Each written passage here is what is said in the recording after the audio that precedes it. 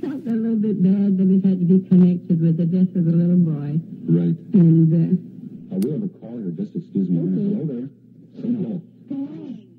It's nice talking with you. well, it's lovely to talk with you more so. Well, we've had pleasant relationships. We haven't met, but it's great talking with you. I hope we get to meet. Well, we didn't meet in one way, but you have did so many nice things for me, especially when I wrote the in the anthology. Well, thank you. I'll never forget that. I'll tell you what you should do after the show. Maybe you should stop and see Sakeley's on your way That'd be home. great. Because your book is on sale there, too. So. Yes, you have done so very well with those books, you know. Well, thank you. And we have explained it to a lot of people, and they're very happy to know about it. And, of course, we of course, tell them that the Lions are the ones that are making the money on it. You don't make any money on it, and it's a very worthwhile cause. Well, Mr. Ford of the Lions is here right now. I think they're doing very well, I'm sure. And they are doing good. Now, I have it easy. Mrs. Terrien, if you don't mind, I'll hang you up. We have to give a commercial, okay? She doesn't realize, we got to sell something, too. So what are you going to sell today at Sakeley's? Well, it's always fun to talk to Sakeley's, and if you possibly can, you try to stop and see them. Yes, they'd like that. They have been very nice to me. I bet they'd like if you'd autograph some books. Or are they autographed already, maybe? Some. Well, this one is here, yes. Is it? How about another, this poem in the front of the book called Dedication? Oh, yes. I wonder if you'd want to read us that, because it's so nice. After all, that is a thank you to the Lions, you know. Okay, this is Norma Terrien reading Yes, that is my Dedication. thank you to people that have been very nice to me. This is called Hometown That's Folks. right. And that was written in November the 10th, 1967. I forget the signatures. Do you want me to read it now? Yes, if you would. We have the very nicest folks in this hometown of mine. I could never go away from here and leave these friends so fine. They are also very kind to me in everything they do, and they even are trying to make my dreams come true. A fairy must have touched me with her wand of fairy lore. It has changed the world around me. Still, I dream on as before. I know it is November, but spring is in my heart. I see some snowflakes falling, but I'm looking for a lark. The sun now shines much brighter. The moon has a prettier glow. The clouds are all rose-colored, and whiter is the snow. At dawn I hear birds singing, but I know it is not June. It's only I'm so happy that I seem to hear their tune. And now the time I have waited for comes when I'm growing old, and the love of all my good friends is worth more to me than gold. That's That is my thanks to the Cornell Lions Club for their kindness to me. Well, I think I've heard a lot of poetry, and I've read some by famous people like Robert Frost and so on, but I think you're right up there in the ranks. Well, I don't know. The night they had my party, at Cornell, and so many people that knew about such things said, just like you're saying, and it really surprised me. I didn't know I was anything, Well, now you do. And I got home, and for 2 or 3 days, I had a feeling that something nice had happened to me, but I just couldn't figure it out, and that's, after a few days it passed away, and I was back to normal. Well, now I've got you up again. Well. Okay, I'll be back in a minute, That's Mrs. Terrien. What grocery stores did you have when you first moved to Cornell? Oh, we had a little very small grocery store. Kind of a general store? Yes, and that store still is there, but not being used, only as post office. Oh. And they kept building on until it was all additions, What kind of foods did they have? You didn't have TV dinners and frozen foods and... No, just kind of simple things. But we lived very good, and... It must have done you a lot of good. Look that you're almost 80, Yes. Did you have many sweets or any treats as a child? Well, most of the time, when my father had the mill there, it was hard to keep young men to work when they didn't have a place to live. And the married men, he had houses for them. And the single ones, well, they lived to my mother, to our home, see? We had a great big house, 23 rooms, where we froze. 23 rooms? Yes. And no central heating, just no. Pot-bellied stove, I suppose, Well, downstairs? we had plenty stoves, Yeah. but, and that's the way it was. My mother had a cook and a chore boy and a maid of all work, and, she had lots of help, but she had 6 children, too. Did you have to help, too, then? didn't you? Oh, no, my No? sister older than me. Oh, you were a lady of leisure. No, I went fishing most of the time. You went fishing and wrote poetry.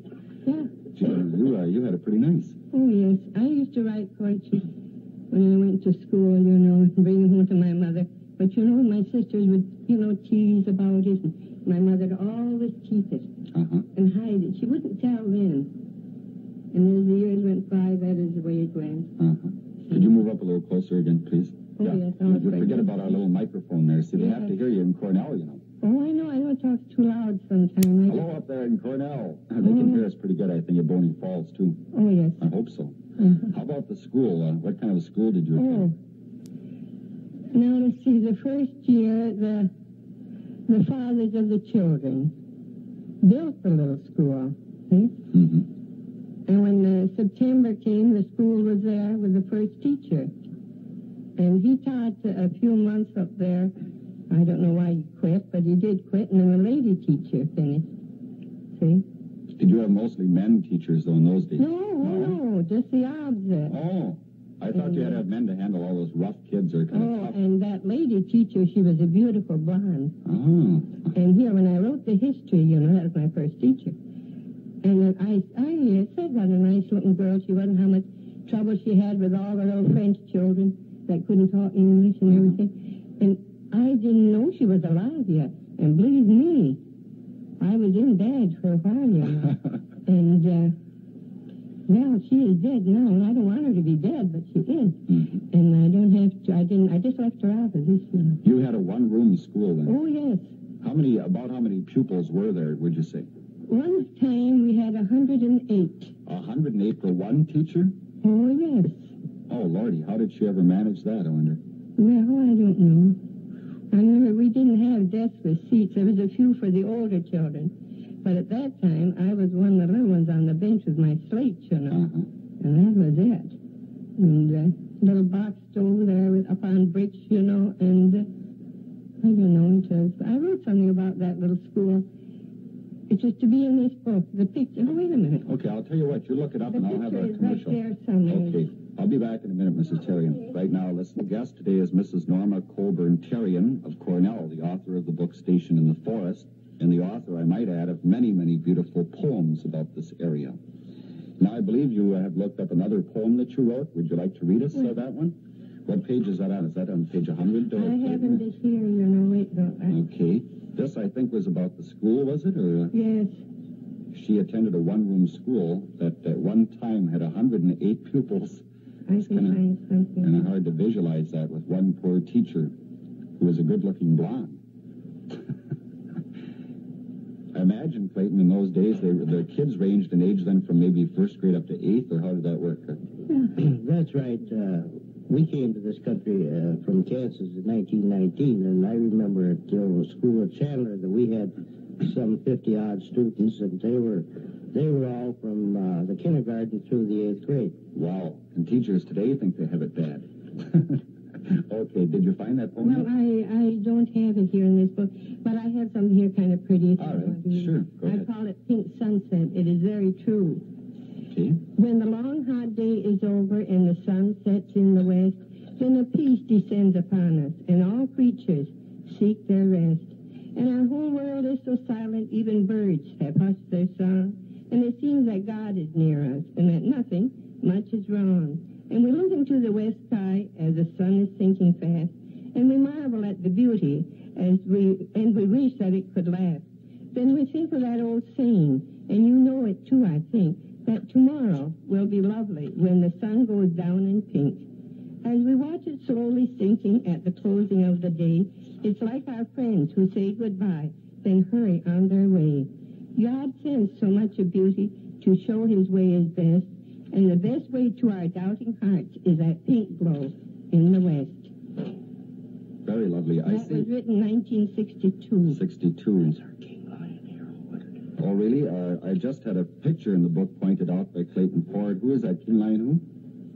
It's King Lion Harold Woodard sitting in the center of the stream down at the mouth of Hunter's Brook. Oh, yes, and he's sitting right in the water, isn't he? That's right. He's all wet.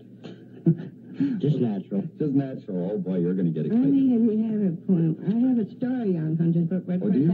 that would be long.